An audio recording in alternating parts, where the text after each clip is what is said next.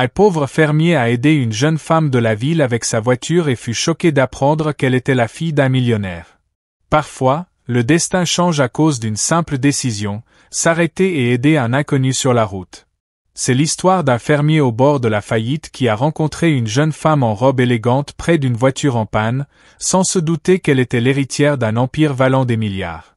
Une histoire d'amour qui ne connaît pas de frontières entre richesse et pauvreté, et qui montre que les vraies valeurs ne s'achètent pas dans les magasins, mais se trouvent dans le cœur humain. Avant de commencer le récit, écrivez dans les commentaires de quelle partie du monde vous regardez aujourd'hui. Daniel Crawford essuya la sueur de son front du revers de la main et jura une nouvelle fois en regardant son vieux tracteur. Le moteur faisait des caprices depuis 3 jours et il n'avait pas de temps pour les réparations. La récolte de maïs devait être faite avant les premières gelées.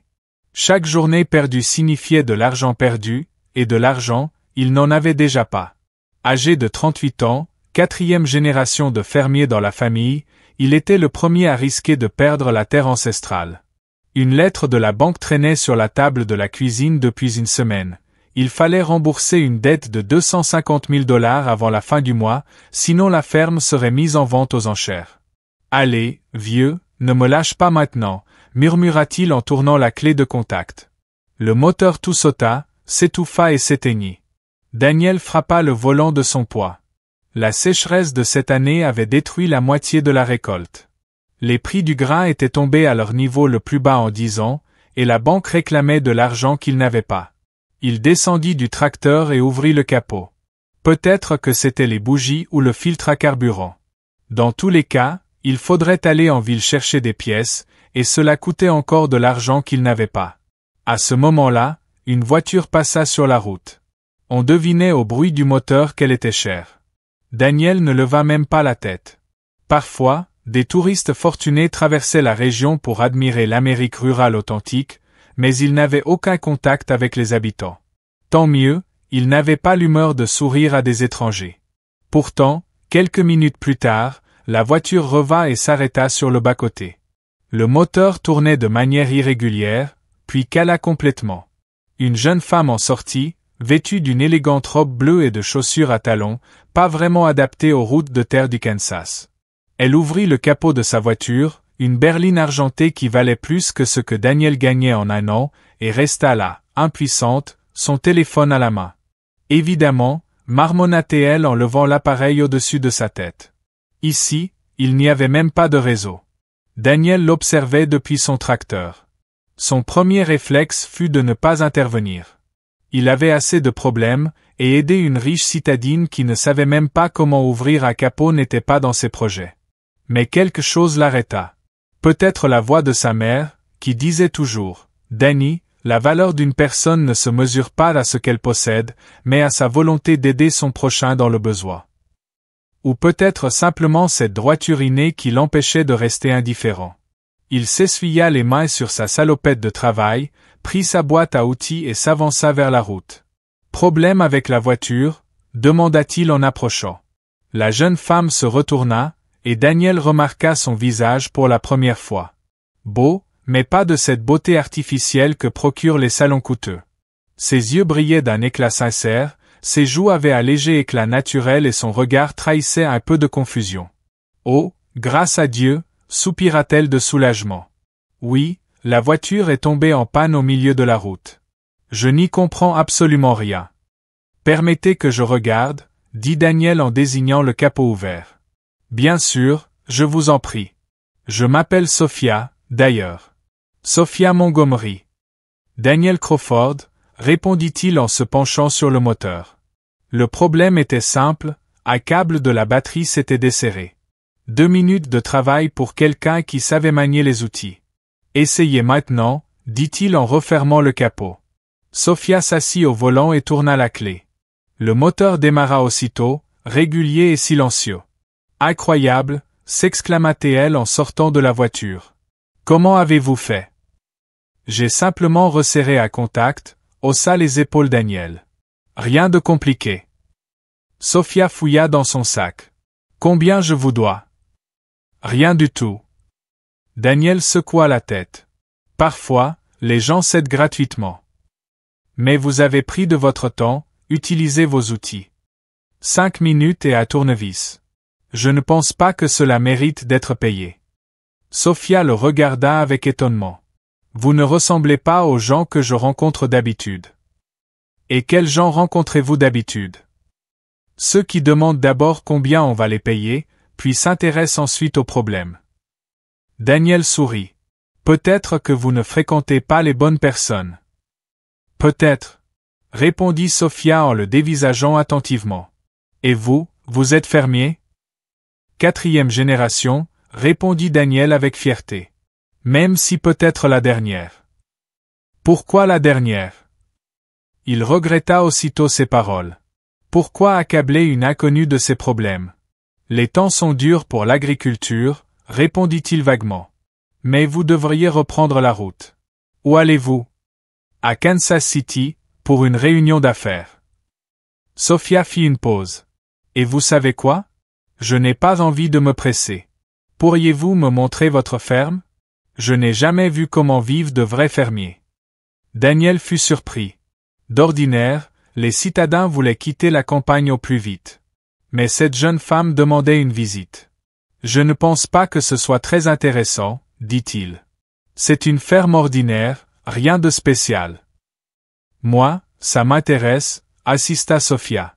Honnêtement, j'ai grandi en ville, là où les gens achètent le lait au supermarché sans se demander d'où il vient. D'accord, céda Daniel, mais je vous préviens, ici, c'est sale, bruyant et ça sent le fumier. Je survivrai, sourit Sophia. Ils arrivèrent à la ferme. Daniel lui montra les tables, la porcherie et le grenier à grains. Sophia posait beaucoup de questions, non par politesse, mais avec un véritable intérêt. Comment nourrit-on les animaux? À quelle heure les fermiers se lèvent-ils? Combien de lait donne une vache? Pourquoi les poules pondent-elles des œufs de tailles différentes? Et votre famille? Demanda-t-elle alors qu'ils étaient assis sur la véranda de l'ancienne maison. Il n'y en a pas, répondit brièvement Daniel. J'en avais une, mais elle n'a pas supporté la vie de fermier. Elle est partie en ville il y a 3 ans. Pas d'enfant. Je suis désolé. Il ne faut pas.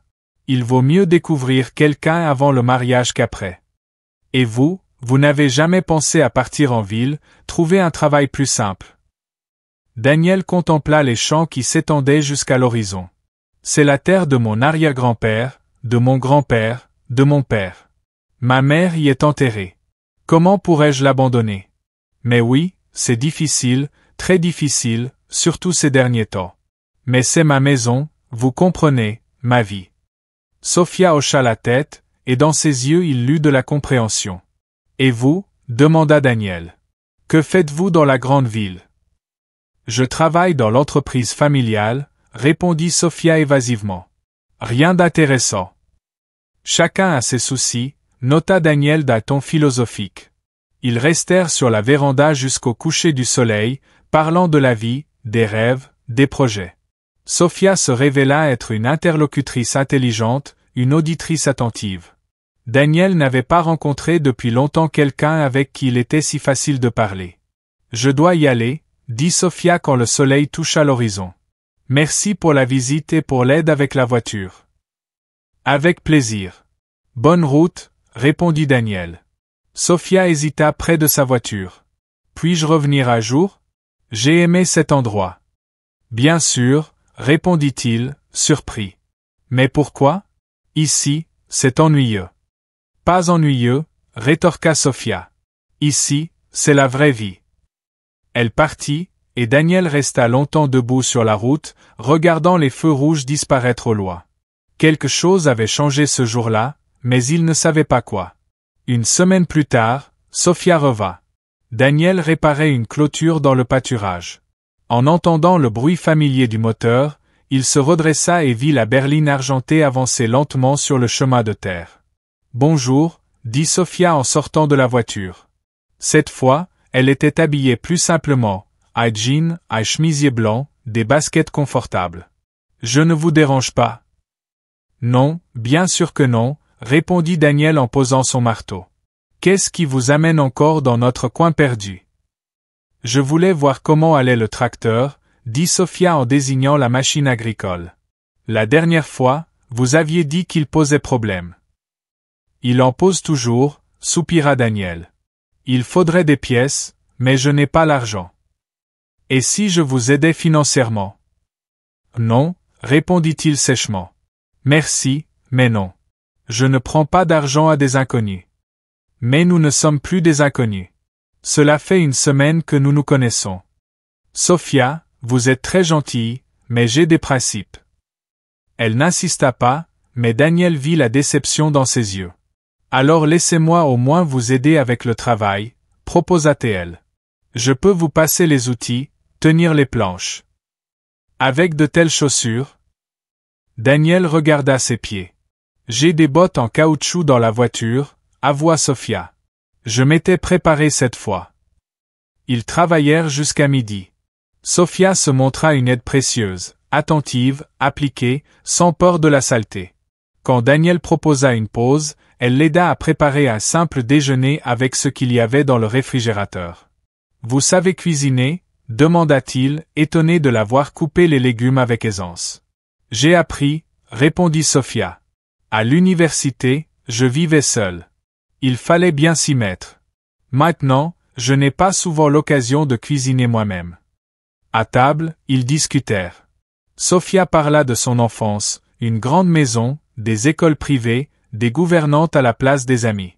Daniel évoqua la vie paysanne, où les enfants aident leurs parents dès leur plus jeune âge, où tout le monde connaît ses voisins à des kilomètres à la ronde. On dirait une idylle, dit Sophia. Pas toujours, objecta Daniel. Parfois, c'est très solitaire, surtout quand les jeunes partent en ville et que les anciens meurent. Il ne reste que la terre et les vaches. Et les gens ne vous manquent pas? Si, surtout des interlocuteurs intelligents, répondit-il en la regardant. Comme vous. Sophia rougit devant le compliment. Après le déjeuner, elle l'aida à nourrir les animaux. Les vaches ne l'effrayaient pas, mais les poules la firent rire et crier de surprise. Elles sont tellement drôles, dit-elle en observant les poussins courir derrière une poule sous le grillage. Comme de petites boules jaunes. Attendez le printemps, sourit Daniel. Il y en aura 200. Impossible. Oh que si. Une ferme, c'est une production continue, lait, œufs, viande, céréales. Tout cela, les gens en ont besoin chaque jour. Le soir venu, Sophia se prépara à repartir. Merci pour cette journée, dit-elle. Cela faisait longtemps que je ne m'étais pas senti aussi utile. Merci à vous. C'est bien plus difficile de tout faire seul. Puis-je revenir encore? Bien sûr. Mais je ne comprends pas ce qui vous attire ici. Est-ce vraiment intéressant de me voir réparer des clôtures? Ce qui est intéressant, répondit sérieusement Sophia, c'est de voir comment vit un homme honnête. La semaine suivante, elle revint, puis encore la suivante, et encore après. Peu à peu, ses visites devinrent régulières. Chaque week-end, Sophia arrivait à la ferme, aidait aux travaux, préparait le déjeuner, ou simplement discutait. Daniel s'habitua à sa présence. Plus encore, il commença à attendre sa venue. Avec Sophia, la ferme paraissait moins solitaire. Elle savait écouter, donner de bons conseils, et surtout, elle ne le plaignait pas et ne le regardait pas de haut. « Et vous, où passiez-vous vos week-ends avant de me connaître » demanda-t-il un jour. « La plupart du temps à la maison » répondit Sophia évasivement, ou à des événements mondains. C'était ennuyeux. « Et votre famille, elle n'est pas contre vos escapades à la campagne » ?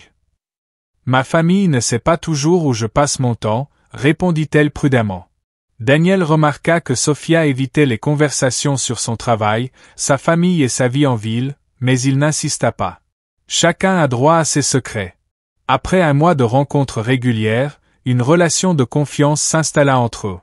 Sophia avait appris à traire les vaches, à faire du pain, à conduire le tracteur.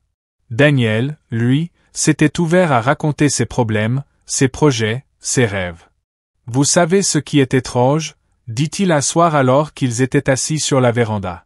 Avec vous, je me sens moi-même. Pas comme un fermier qui échoue, pas comme un perdant qui laisse tomber l'affaire familiale, simplement comme un homme. Il m'arrive la même chose, avoua Sophia. Pour la première fois depuis des années, je ne pense pas à ce que les autres diront de moi. Je vis simplement. Et qu'est-ce qu'on dit habituellement de vous? Demanda-t-il. Sophia resta silencieuse. Différentes choses, surtout liées à ma famille. Vos parents sont contre nos rencontres. Ils ne sont pas au courant, répondit honnêtement Sophia. Et il vaut mieux qu'ils ne sachent pas pour l'instant. Pourquoi? Parce qu'ils ne comprendraient pas. Daniel sentit que cette réponse cachait quelque chose d'important, mais il ne posa pas de questions. Tout le monde a ses complications familiales. Vers la fin du 2e mois, il comprit qu'il était tombé amoureux. Sophia faisait désormais partie de sa vie. Il organisait son travail pour avoir tout fini avant son arrivée, achetait ses biscuits préférés, rénovait la chambre d'amis où elle restait parfois pour la nuit. Mais il n'osait pas lui avouer ses sentiments. La différence entre eux lui semblait trop grande. Il la voyait dans sa voiture, ses vêtements, ses manières. Sophia venait clairement d'une famille riche, tandis que lui n'était qu'un simple fermier au bord de la faillite. La vérité éclata par hasard. Comme d'habitude, Sophia l'aidait dans la grange quand son téléphone sonna. Elle s'excusa et s'éloigna, mais parlait assez fort pour qu'il entende malgré lui. « Non, papa, je ne peux pas rentrer tout de suite. »« Oui, je comprends que le conseil d'administration m'attend. »« Non, ce n'est pas un caprice. C'est important pour moi. »« D'accord, je viendrai demain. » Daniel n'y prêta pas beaucoup attention, jusqu'à la dernière phrase. « Papa, s'il te plaît, ne m'envoie pas de garde du corps. Je suis une femme adulte, je décide moi-même où passer mon temps. » Un garde du corps? Quel employé de bureau ordinaire aurait besoin d'un garde du corps? Le soir, à table, Daniel osa demander. « Sophia, qu'est-ce que fait exactement votre famille? » Elle resta figée, la fourchette suspendue. « Pourquoi demandez-vous ça? » Par simple curiosité. En 2 mois, nous n'avons jamais vraiment parlé de votre travail. Sophia posa sa fourchette et garda le silence un long moment. « Daniel, dit-elle enfin, si je vous dis la vérité, vous ne me verrez plus de la même façon. » Et quelle vérité peut être si terrible? Mon père, c'est Richard Montgomery. Il est le propriétaire de Montgomery Technology. Daniel lâcha sa fourchette. Montgomery Technology était l'un des plus grands géants mondiaux de l'informatique. Il voyait le logo de cette entreprise sur un appareil sur 2. Vous êtes la fille d'un milliardaire, souffla-t-il. Le milliardaire numéro 17 sur la liste Forbes, précisa Sophia amèrement. Voilà, maintenant vous me regardez autrement. Effectivement, Daniel la regardait différemment. Il n'arrivait pas à croire que cette jeune femme, qui depuis 2 mois l'aidait à réparer des clôtures et à traire des vaches, était l'une des héritières les plus riches du monde. Pourquoi ne l'avoir pas dit tout de suite? Qu'est-ce que cela aurait changé? Répondit tristement Sophia. Vous m'auriez traité comme une poupée de cristal? Ou, au contraire, pensez que j'étais venu m'amuser en jouant à la vie simple? Je ne sais pas, avoua honnêtement Daniel. Probablement que ça aurait changé quelque chose. C'est pour ça que je me suis tu. Pour la première fois de ma vie, j'ai rencontré quelqu'un qui me voit simplement comme Sophia. Pas comme la fille d'un magnate, pas comme l'héritière d'un empire, pas comme un moyen de s'enrichir. Juste comme une femme. Daniel se leva de table et fit quelques pas dans la cuisine. Ses pensées et ses émotions s'entrechoquaient. Alors, tout ce temps, pendant 2 mois, vous jouiez à la vie simple, demanda-t-il. Non, répliqua vivement Sophia. Je ne jouais pas. Ici, avec vous, j'étais plus vrai que je ne l'ai jamais été dans toute ma vie. Alors quoi? Une expérience sociale, une étude de la vie des gens simples? Sophia s'approcha de lui. Je suis tombée amoureuse de vous, de votre vie, et de la personne que je deviens à vos côtés. Ces mots stoppèrent le flot de ses pensées. Sophia venait de lui avouer son amour, et lui, il pensait à l'argent.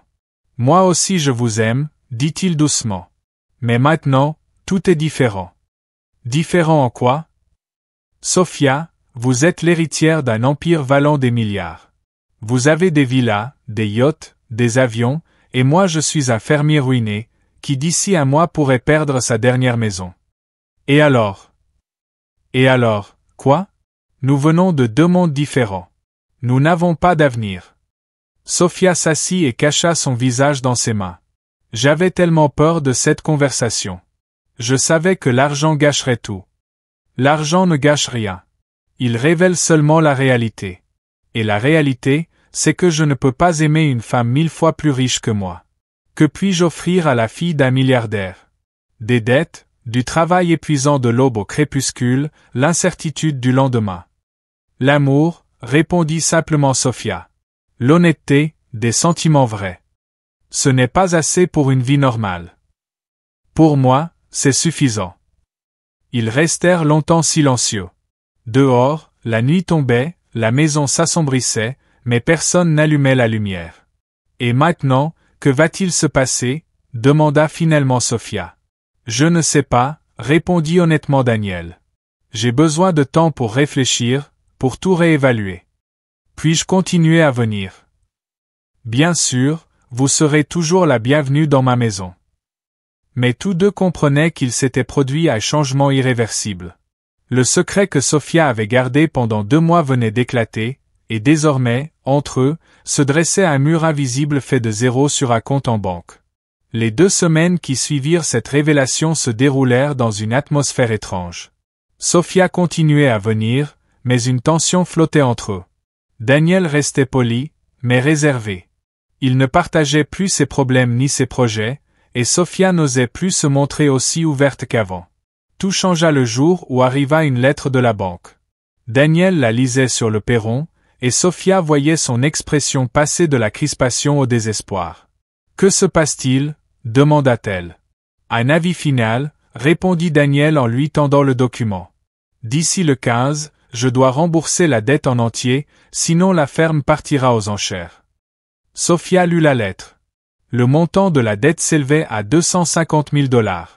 Pour elle, ce n'était que de l'argent de poche, mais pour Daniel, c'était l'effondrement de toute sa vie. Combien de temps vous reste-t-il? 10 jours. Et l'argent? Environ 15 000 sur le compte. Le reste, seulement si je vends tout le bétail et le matériel. Mais alors la ferme mourra définitivement. Sophia se tut, visiblement en train de réfléchir. Danny, dit-elle enfin, laissez-moi vous aider. Non. Mais pourquoi? Ce n'est qu'une somme pour vous. Mais pas pour moi, Sophia. Je ne vous propose pas une aumône. Cela peut être un investissement ou un prêt avec intérêt. Sophia, je ne veux pas prendre d'argent d'une femme que j'aime, surtout si cette femme est 1 million de fois plus riche que moi. Mais vous allez perdre la ferme. Je la perdrai, admit Daniel. Mais je garderai mon estime de moi. Et que ferez-vous sans la ferme? Je ne sais pas. Je chercherai du travail en ville, chauffeur, gardien, manutentionnaire. Peu importe, tant que je ne vis pas de votre argent. Sophia se leva brusquement. Vous êtes un idiot têtu, prêt à perdre l'œuvre de votre vie par orgueil. Et vous, êtes-vous prête à acheter mon amour? Répondit Daniel sèchement. Je n'achète rien. Je veux aider l'homme que j'aime. Aider, ou vous achetez un fermier comme on achète un animal exotique pour Azo. Ces mots étaient cruels, et Daniel les regretta aussitôt. Sophia pâlit, comme s'il l'avait frappé. Vous le pensez vraiment? Demanda-t-elle doucement. Non, soupira Daniel. Pardonne-moi, ce n'est pas ce que je voulais dire. Et que vouliez-vous dire? Que la différence est trop grande entre nous, en argent, en statut, en possibilités. Je ne veux pas être un mari entretenu. Et moi, je ne veux pas être une femme qui, à cause de l'argent, ne peut pas aider l'homme qu'elle aime. Ils se regardèrent, et dans leurs yeux se mêlaient amour, douleur, incompréhension et désespoir. Sophia, dit doucement Daniel, même si vous m'aidez à payer la dette, et après? La ferme rapporte peu, juste de quoi vivre. Je ne pourrai jamais vous offrir la vie à laquelle vous êtes habitué. Et moi, je ne veux pas de cette vie-là, s'écria Sophia. Je veux celle-ci. Elle fit un geste vers les champs, la maison, la cour. Je veux me réveiller à l'aube, travailler au jardin, cuire du pain, traire les vaches. Je veux une vraie vie. Vous ne savez pas ce qu'est la vraie vie sans argent, quand on économise surtout, quand on a peur de tomber malade parce qu'on ne peut pas se soigner. Quand on porte le même manteau 5 ans et qu'on se réjouit qu'il tienne encore. Alors apprenez-moi. Sophia. Danny, je suis sérieuse. Je veux rester ici avec vous. Pour toujours. Et votre famille, l'entreprise, vos obligations? Mon père a d'autres héritiers, des cousins qui attendent juste de prendre ma place. Qu'ils la prennent. Vous êtes prête à renoncer aux milliards pour vivre avec un pauvre fermier? Oui. Si ce fermier est prêt à m'accepter tel que je suis, avec tout mon argent et mes problèmes. Daniel resta longtemps silencieux. En lui se livraient bataille sentiment et raison, amour et fierté. Et si, dans un an, vous comprenez que la romance de la vie rurale est une chose, mais que la réalité en est une autre? Que ferez-vous quand vous en aurez assez de vous lever à 5 heures du matin? Quand vous serez lassé de laver des vêtements de travail sales, quand vous voudrez aller au théâtre, au restaurant, en vacances? Je ne sais pas, répondit honnêtement Sophia. Mais je sais qu'aujourd'hui je ne veux rien d'autre que d'être près de vous. Et moi, je sais que je vous aime plus que ma propre fierté, dit enfin Daniel. Et je suis prêt à prendre le risque. Alors vous acceptez? Vous prendrez mon aide? Oui, mais à mes conditions.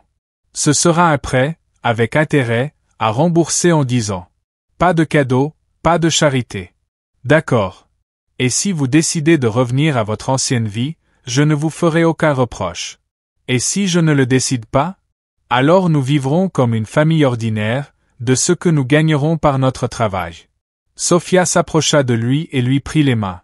Danny, je veux être votre femme, pas temporairement, pas comme une expérience, pour toujours. Et moi je veux que vous soyez ma femme, répondit-il, malgré toutes les différences entre nous. Alors tout est décidé. Presque. Il ne reste plus qu'à sauver la ferme et à expliquer à votre père pourquoi sa fille milliardaire épouse un fermier ruiné. Pour la ferme, nous y arriverons. Pour mon père, ce sera plus difficile. 6 mois s'étaient écoulés depuis que Sophia avait fait son choix. La dette était remboursée, la ferme sauvée. Au lieu de robes de soie, des jeans de travail. Au lieu de manucure, des callosités dans les paumes. Au lieu de réceptions mondaines, des soirées sur la véranda. Tu regrettes? Demanda Daniel. De quoi? Répondit Sophia en regardant le coucher de soleil sur les champs. Les 30 premières années de ma vie, j'étais dans une cage dorée. Les gens étaient amis pour l'argent, les hommes me courtisaient pour l'héritage. Maintenant, pour la première fois, je sais qui je suis sans le nom de mon père. Pendant ces mois, Sophia avait appris à cultiver des légumes, à faire des conserves, à coudre des vêtements. Ses mains s'étaient endurcies, mais Daniel la trouvait plus belle que jamais. Au printemps, une crise survint. Les vaches tombèrent malades, ils dépensèrent toutes leurs économies pour les soigner. Sophia, tu peux prendre de l'argent sur ton compte, proposa Daniel. Non, nous avons convenu de vivre de ce que nous gagnons nous-mêmes. Ils s'en sortirent. Sophia vendait des pâtisseries, Daniel faisait des réparations de machines. À l'automne, le père de Sophia vint. Richard Montgomery observa sa fille 2 jours, s'attendant à la voir malheureuse. Mais il vit une femme heureuse. Crawford, dit-il à Daniel, je n'approuve pas le choix de ma fille, mais je vois qu'elle est heureuse, peut-être pour la première fois de sa vie. Prenez soin d'elle. Je vous le promets, monsieur. 1 an plus tard, ils se marièrent. Un simple mariage dans l'église du village. Sophia dans une robe cousue de ses propres mains. Tu ne regrettes pas? Demanda Daniel pendant leur première danse. C'est la meilleure décision de ma vie. Aujourd'hui, 3 ans plus tard, il dirige une ferme prospère. Sophia a lancé une production de produits biologiques, Daniel a agrandi l'exploitation. Tu sais à quoi je pense? Dit Sophia sur la véranda. Que si ta voiture n'était pas tombée en panne ce jour-là, nous ne nous serions jamais rencontrés, acheva Daniel. Et tu aurais perdu la ferme, et moi je serais resté dans une cage dorée. Mais nous nous sommes rencontrés, et nous avons eu la chance d'avoir une vraie vie. Daniel pensa que les décisions les plus importantes se prennent en un instant. La décision d'aider une inconnue avait tout changé, son destin et celui de l'héritière milliardaire qui rêvait d'un bonheur simple.